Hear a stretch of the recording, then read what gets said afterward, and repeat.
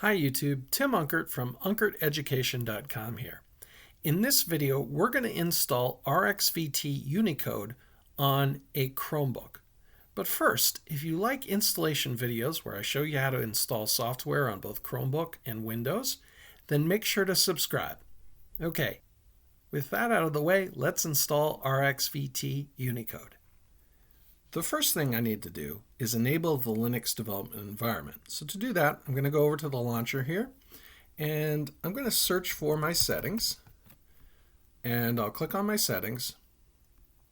And on the left-hand side of my settings, I have advanced here. I'm going to click to expand that tab, and I'm going to go on down to developers and click on that. From here, I can turn on the Linux development environment by clicking turn on.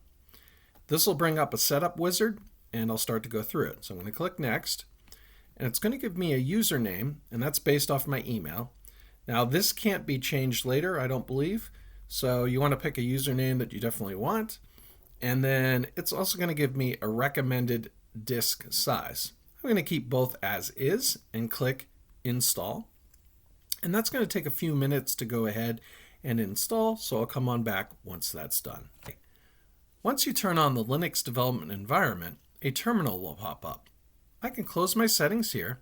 I'm going to maximize this and increase the font so you can see what I'm doing. And I want to make sure everything is up to date. And I can do that by typing sudo apt-get update, and then 2 ampersands for and, sudo apt-get dist upgrade. And I'll do a -y to say yes to the additional space. I'll hit enter. Once the Linux development environment is enabled, we can install RXVT Unicode. To do that, we'll type sudo apt-get install RXVT-Unicode and hit enter. We're going to confirm the additional space by typing Y and enter.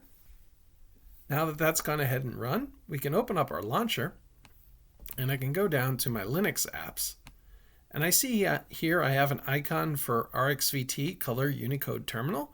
I'm going to pin that to the shelf and click to open it. And here we go. We have the RXVT Unicode Terminal installed. From here, we can go on and configure it and make it look all nice. But yeah, that's how you install it.